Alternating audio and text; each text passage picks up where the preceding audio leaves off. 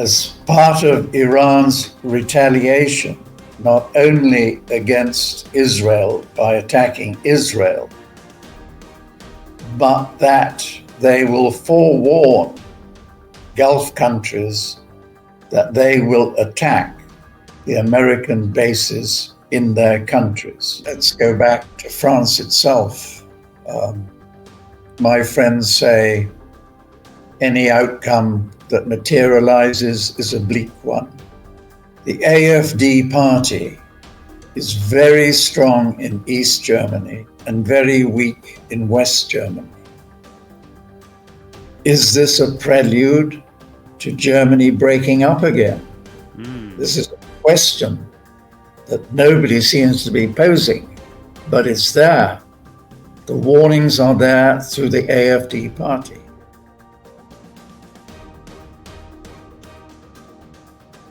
You're watching CapitalCosm. My name is Danny. It is September 19th, 2025, and my guest today is Simon Hunt, who is part of a trio starting a new podcast called the World Copper Podcast.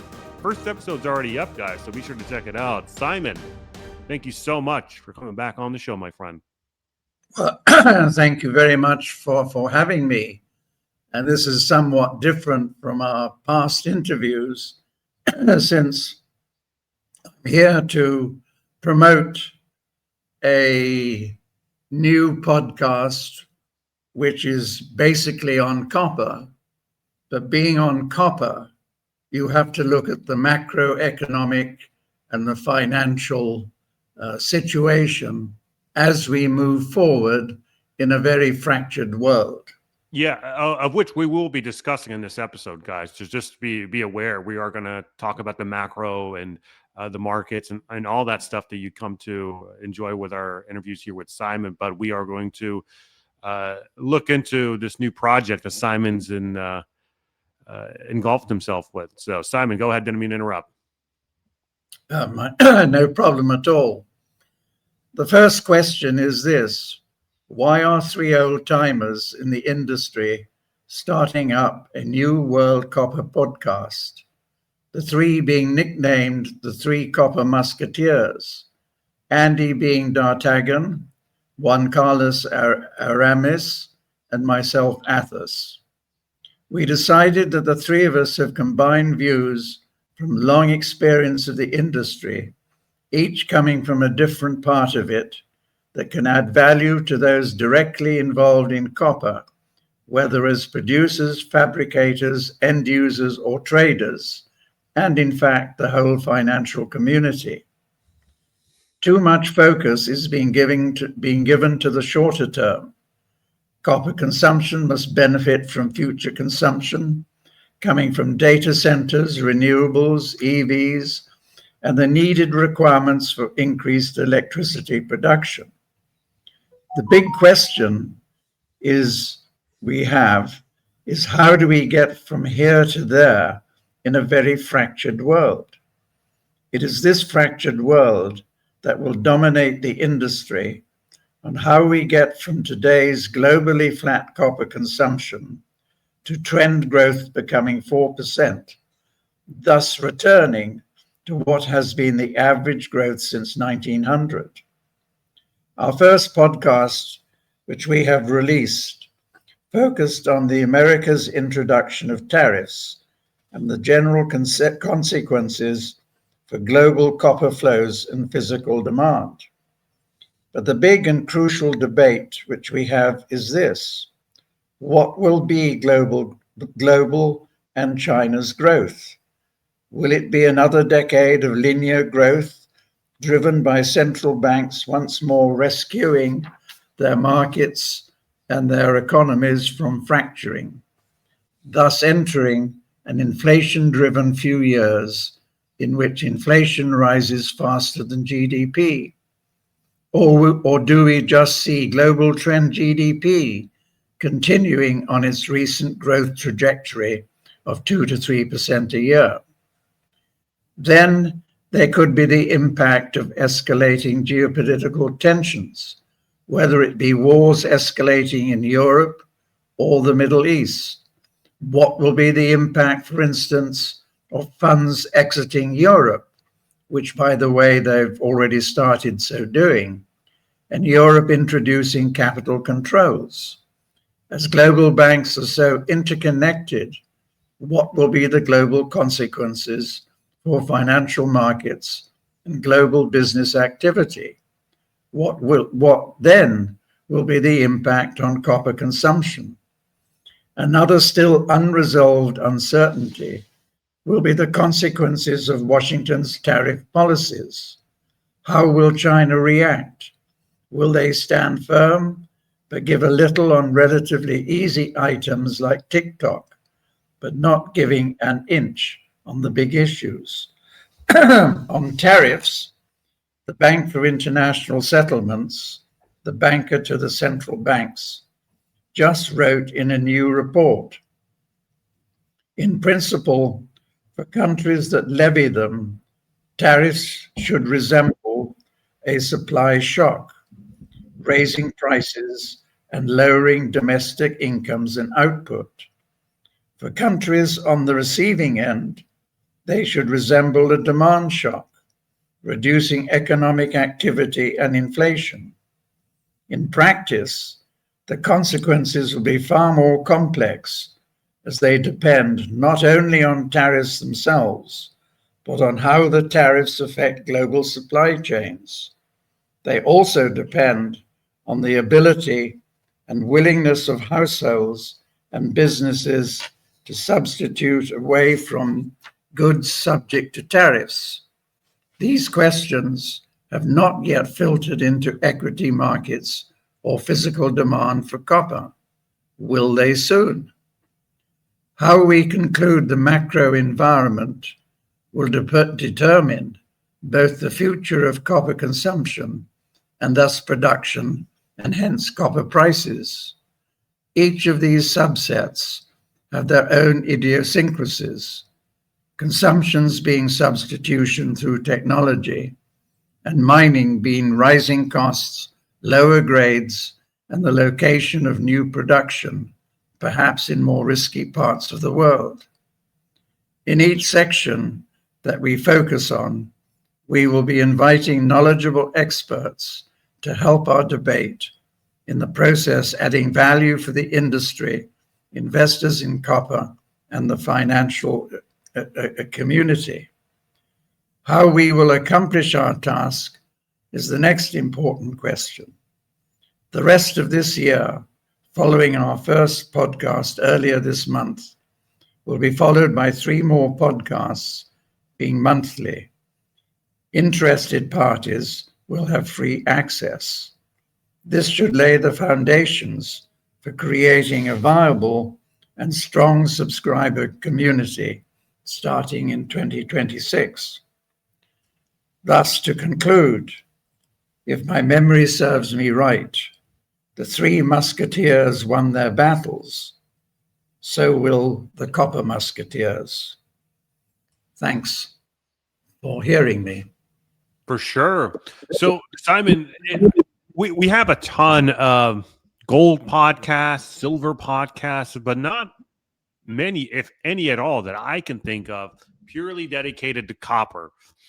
And so when you look at the world today, you look at the phrase Dr. Copper. Why is copper so pivotal in terms of what we see? The outcomes of what we see in the copper price reverberate in the geopolitics, reverberate in the markets right now, because the commodity markets are politicized. So you have to understand the geopolitical aspect of everything going on right now. What do you see happening today as kind of like a trend line? What's the biggest trend right now that's taken your attention right now, whether it be in the markets, geopolitics, etc., that can affect copper prices long term?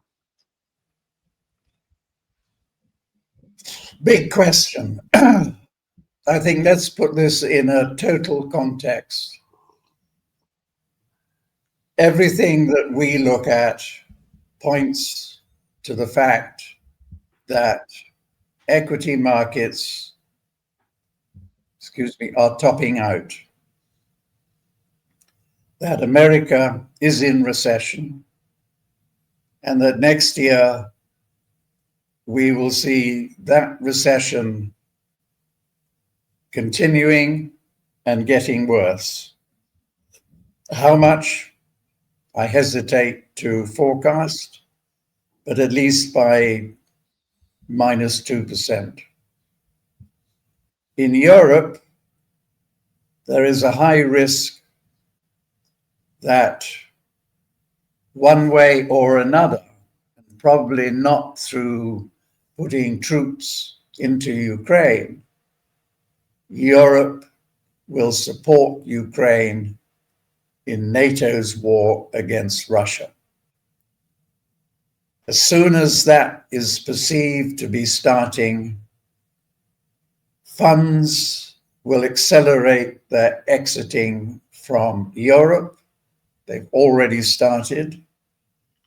And as soon as that becomes a stampede, Europe will introduce capital controls. Given the interconnectivity of banks, that must have global repercussions. My next fear is that following Israel/America's attack on Qatar, that we are going to see an escalation in Middle East tensions. I think the big repercussion is that the Gulf states are starting to see that America is an unreliable partner. For instance, Saudi Arabia has just signed a defense pact with Pakistan. Yes. I think the odds are rising that next year, and possibly in the first half of next year, we will see a second and more violent attack on Iran by Israel and America. Israel needs Iran at least having a regime change, if not something much worse, as part of their objective of achieving greater Israel. America wants regime change in Iran in order to get control of Iran's energy resources. I think in the bigger picture, America's objective is to get control of global energy resources, and in that way you get control of the world. So the new focus is on Venezuela. The attacks on those supposed small boats that supposedly carried drugs going into America.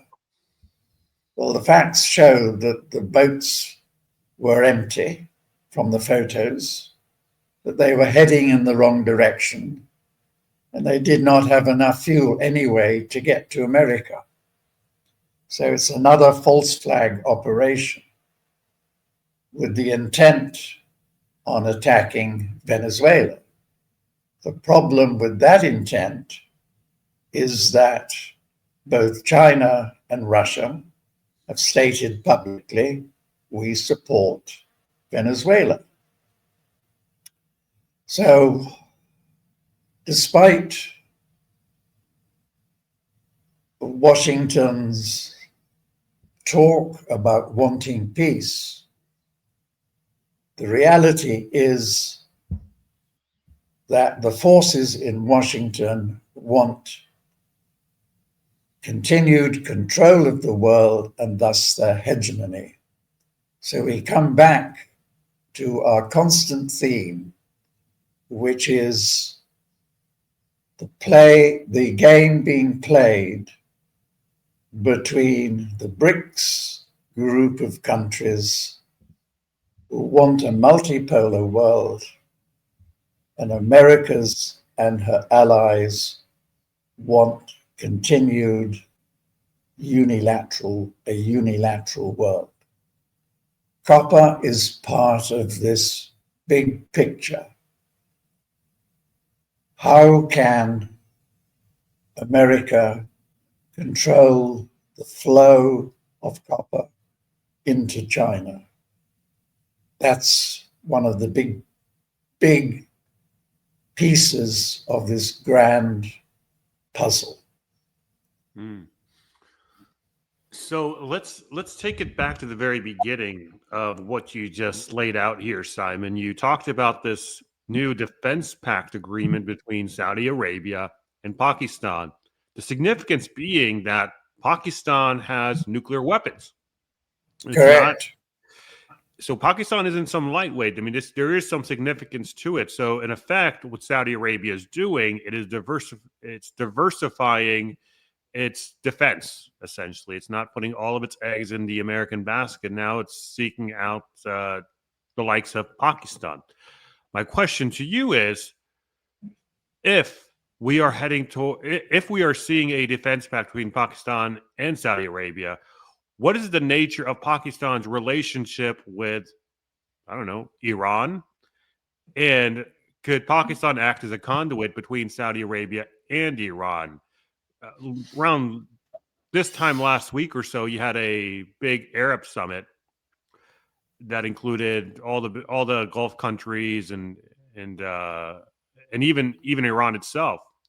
And there was supposedly, I believe, a photo op between the foreign minister of Iran and one of the officials of Saudi Arabia. So, what do you make of this closening of ties between Saudi Arabia and Iran, and now Pakistan in the mix? What's Pakistan's role in all this, supposedly? It's deeper than what you mentioned, because China backs Pakistan. Pakistan's army is supplied with Chinese equipment, fighter planes, etc. And as we saw in the air battle between India and Pakistan, it was Pakistan that was the outright winner. So China is behind Pakistan. China is behind Iran, as is Russia. In Saudi Arabia, Shanghai's gold exchange is building or has built a gold vault so that China can sell all the oil that it wants from Saudi Arabia in Chinese currency. And Saudi Arabia can convert what Chinese currency they don't want to hold into gold located in Saudi Arabia. Now, at the moment, there's a trade difference. Saudi Arabia has a trade surplus of $20 billion. But that trade surplus is actually falling as China's exports are increasing at a faster pace than Saudi's to China. But there is the financial relationship, as well as China being a common party with Pakistan and Saudi Arabia, and Iran. So it's interlinking defense and finance. And thus, the more that China settles their oil deficit with Saudi Arabia in Chinese currency, therefore less dependence on dollars. This actually is one of the outcomes of the SCO meetings and bilateral discussions, that a future BRICS currency will be based on the value of gold, with the Shanghai Gold Exchange building gold vaults in BRICS member countries. That's how they will settle their surpluses with each other, through gold. What does that mean for dollars? Less demand for dollars. Yeah. So you mentioned in the previous episode we recorded a couple of weeks ago that we were staring down the barrel of another round of attacks between Iran and Israel. Should they recommence in attacking each other, where does that leave the likes of the Gulf states? And most interestingly, where does that leave the likes of Turkey? Turkey has become more of a wild card in the last few weeks. Are they really a wild card? Are they just throwing, or is it just bluster? What's your take on, once we do see another ramp up in conflict between Israel and Iran, do you anticipate some interesting alliances being formed, some new players coming on the scene? I think Saudi has already made a statement that any future confrontation with Iran, America will not be allowed to use their bases in Saudi Arabia. I suspect the other Gulf countries will make similar statements, if not publicly. Should the attack actually happen, which I think is probable in the first half of next year, my guess is that as part of Iran's retaliation, not only against Israel by attacking Israel, but that they will forewarn Gulf countries that they will attack the American bases in their countries. Only the American bases, not the countries themselves. Mm-hmm. Hypersonic technology, it just requires one attack, which is directly on the American base and on nothing else. That is my guess, and I emphasize guess, as to what will happen, and which is why I'm quite happy to remain in Dubai. Hey guys, quick pause from the podcast, but this is something I feel is really important to let you in on. Back in 2020, before I even started this channel, I was looking for an edge, a way to find the big opportunities most investors never even hear about. That's when I found Capitalist Exploits Insider. From day one, it felt like I suddenly had my own team of world-class market pros working for me, digging up trades all over the world, doing the deep research, and handing me ideas that had massive asymmetric upside. Stuff that I would never even think about. Since then, my gains with them have blown past the S&P and the NASDAQ, and it's honestly the single best newsletter I've ever subscribed to him. That's not me blowing smoke. That's for real. I've interviewed their publisher, Chris McIntosh, more times than I can count. In fact, my latest conversation with him is linked in the description box down below if you want to check that out, as well as the pinned comment. And every time, I'm reminded why I've stayed a member for years. Right now, they're offering a special $1,000 discount on the Insider subscription, but it's only for CapitalCosm viewers, so you're only going to get it by clicking the link down below in the description box or the pinned comment. You're not going to find this anywhere else. Click the link, lock it in, and start getting the same game-changing research I've been using since 2020. So if they do strike their American bases, what does that do to American influence in the Gulf countries? Does that loosen American influence? Does American influence weaken as a result because now we no longer have our bases there? I'm guessing, of course. I think that they will more fully support than they are now Israel's objective of greater Israel. The U.S. would? U.S. will, yes. So U.S. is already behind Israel in what it's doing. That's pretty clear. But I think that Israel will be, whatever you like, will be the aggressive force. So what does that mean?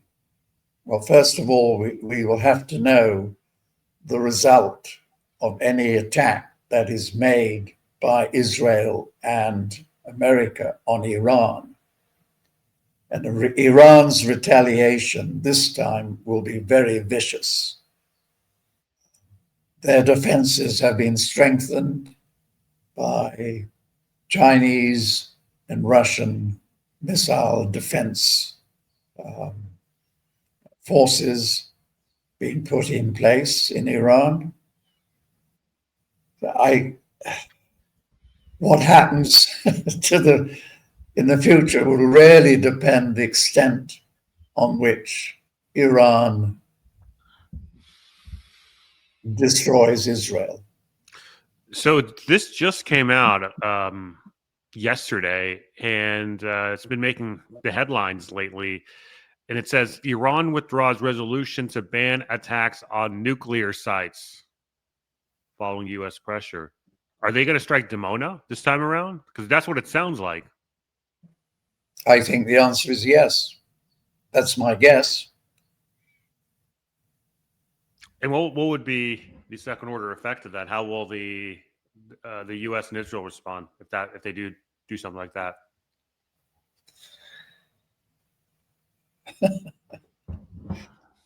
I wish I could answer the question, but I can't. I see. Well, let's go ahead and I think that pretty much puts a bow on the Middle East. Unless you have anything else to add, we can move over to Europe. I think we've covered the risks pretty well. Yeah, so let's go over to Europe. It seems like things are just as dire over there in Europe, although it may not seem as apparent right now. But looking at the debt markets, these bond yields are skyrocketing up, which is bearish for European bonds. Their debt markets are blowing up. You have so much wealth leaving and exiting Europe. It appears they're on the verge of multiple civil wars in various countries over there. More and more so, the likelihood increases by every passing day. What's your outlook on Europe right now? You mentioned last time you and I talked, we mentioned that leaked memo that came out of France saying to prepare for mass casualties to the hospitals. So do you anticipate a ground war within Europe? Do you anticipate Russia having to fight it out within Europe, or will they confine all the fighting within the boundaries of Ukraine? You always ask difficult questions, Danny. Only because you can answer them. You always rise to the occasion. Talking to well-connected friends in France, I don't think there will be a ground force going into Ukraine to support Ukraine.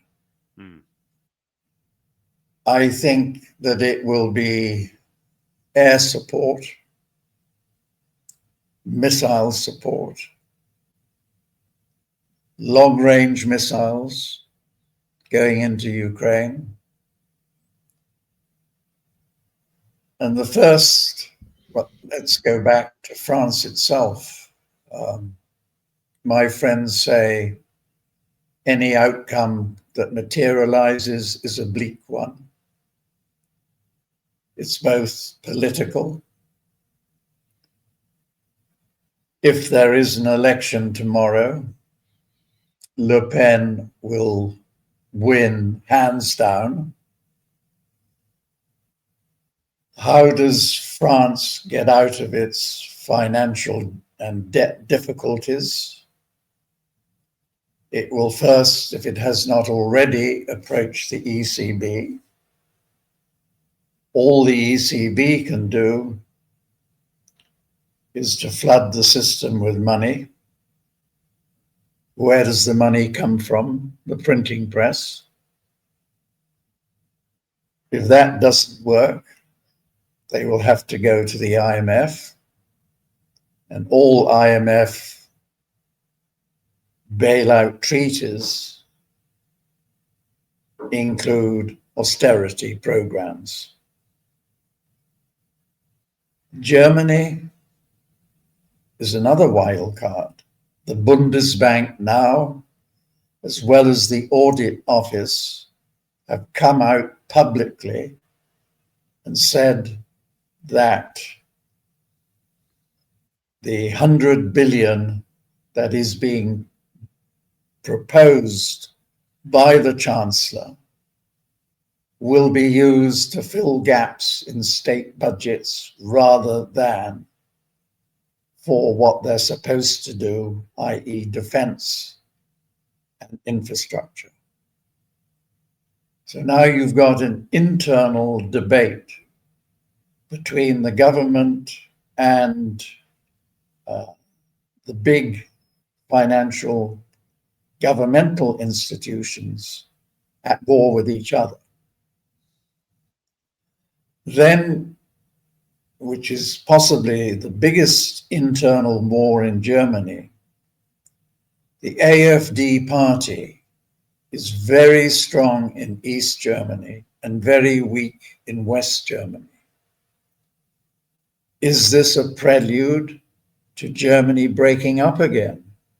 This is a question that nobody seems to be posing, but it's there.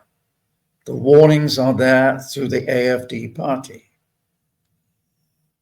So when I look at Central Europe, looks like a disaster, which will lead to the eventual breakup of the EU, which may be within 3 to 4 years.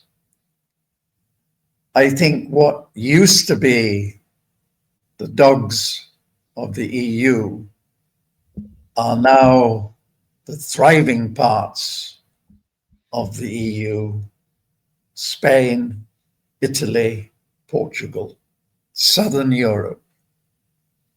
That's where, if there's any growth, that's where it will come from. So then, if we look further east to China, China has the resources to confront America on tariffs. My friends in China are pretty adamant that China is going to stand firm on America's tariff policies. They give on the easy things like TikTok, but on the big issues, no give whatsoever. Household savings in China This year, $4.7 trillion, same size as Germany's GDP and bigger than those of Japan, France, Italy, and so on. They've held their hand on fiscal stimulus, waiting to see how the tariff negotiations develop. So my sense is that real GDP will grow by 5.2% this year. Our better guide to what the economy is really doing is nominal GDP, which will come in at 4%. So that's more than double most of the OECD countries.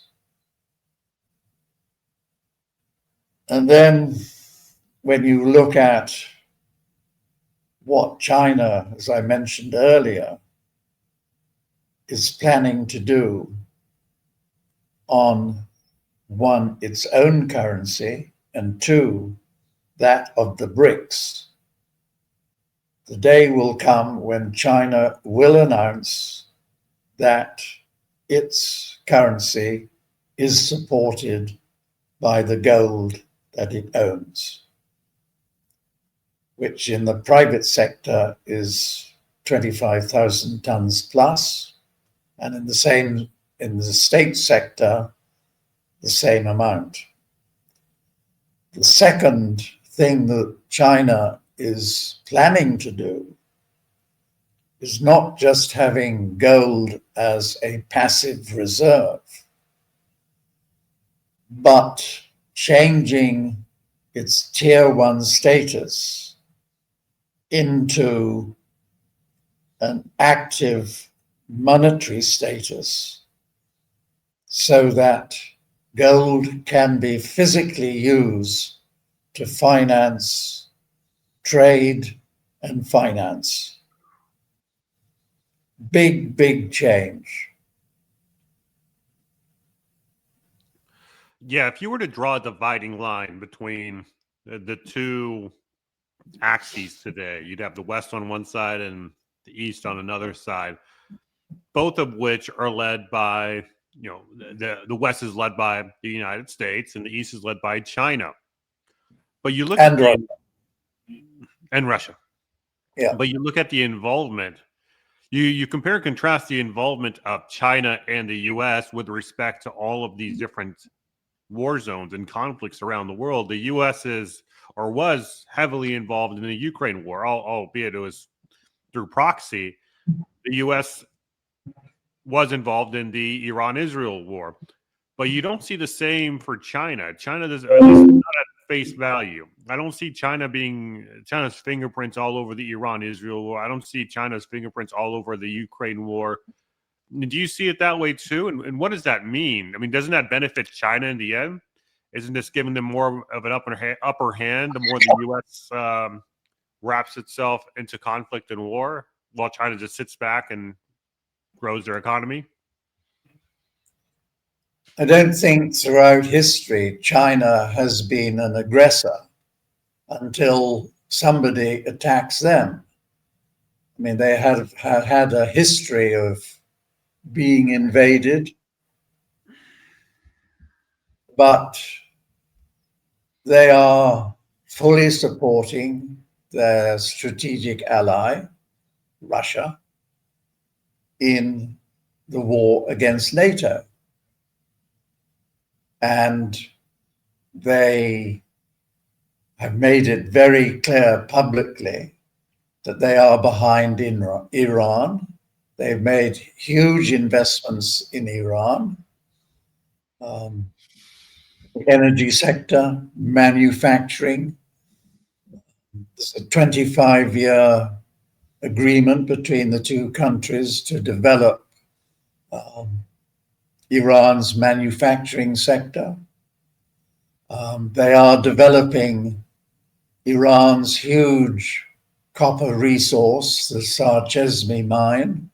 They put capital in so that, from memory speaking, production will rise from the current circa 300,000 tons to 1 million tons in 2030, 2035.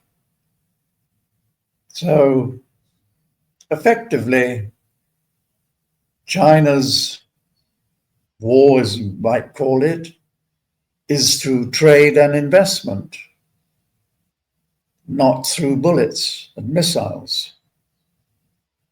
Though that said, as was evident from the military parade, that they have the military assets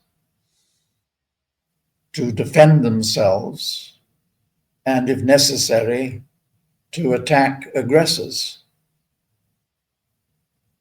Right. It wasn't a threat per se, but it was an act of defense to say that if you want to fight, we're not looking for one, but if you want it, you can certainly have it. We'll take you on, yeah. Yeah.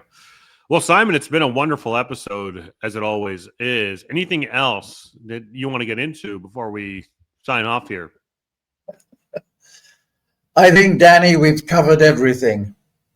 Not only the Copper podcast, but how we see the world, which I'm afraid I think the odds are moving heavily into recession, and maybe it's a continuing global recession for the next 2 or 3 years. Yeah, it looks bleaker each and every day. It does. It does. If one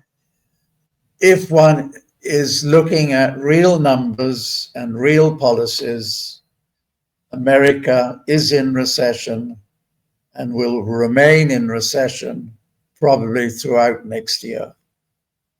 The implication for the global economy is obvious. And I mean, not to sound small-minded, but also you've got the implications of the midterms. So you've got the midterm elections here in the United States coming up around this time, or not this time, but in November next year.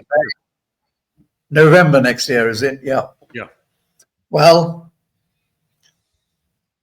the president is going to do everything to boost the economy, but will he succeed? Here's the thing, actually. They cut rates, or they announced they will cut rates by 25 basis points. And last time I checked, the 10-year and 30-year rallied to the upside. And yeah, they're still rallying. Yeah, obvious. Because the bond vigilantes are saying, you're cutting rates, you're inflating the economy. It means more inflation, means higher interest rates on 10-year plus. Yeah. Well, I guess the more they cut rates, they're not getting the desired result that they wanted. Nope. Maybe that's why Powell's reluctant to cut rates. I mean, because they lost control. I mean, you saw the same thing last year too. I might have mentioned this before, but I come back to the last big speech that the retiring general manager of the Bank of International Settlements made in Tokyo in May this year, in which he said the two big problems facing the world: one, debt is growing faster than GDP, and two, every time an economy or financial markets get into trouble, central banks bail them out. The time has come when that should be stopped. Now, I suspect that Powell, being the lead central banker in the world, that Carstens, the then general manager of the BIS, talked to him about what he was going to say. So I suspect Powell is trying to replicate what Carstens was advising. It's time to stop central banks having that put. The question is, will he succeed or will Trump succeed? Doesn't his term run out next year, like in the spring? Yes, it does. So it looks like it's more likely Trump succeeds. Yeah, but what happens before then? Good question. Guess we'll just have to find out. And tune in Yes. next time for another episode of CapitalCosm. Simon Hunt. Thank you very much. Thank you so much for coming on. Guys, if you haven't already, check out the World Copper podcast. We have a link to that down below. Also, check out Simon Hunt Strategic Services. Simon, anything else you'd like to plug before we sign off? No, I think we've done it all. Apart from anybody wants any more information, they can find it on simon-hunt.com. Gotcha. Yeah, sorry. I'm going through a little bit of a cold, so if you guys saw me, it's like constantly fixing my throat here. That's why. But thank you so much for watching. Simon, thank you for coming on. If you enjoyed this podcast, drop us a like, comment, go Simon, go in the comment section. If you agreed or disagreed, let me know. I do, in fact, read all the comments. And yeah, subscribe to the channel so you don't miss an episode. And by liking, subscribing, commenting, all that goes a long way in helping push this video in the algorithm. So with all that said, thanks for watching, guys. I'll catch you later. Bye. Thank you. Bye-bye.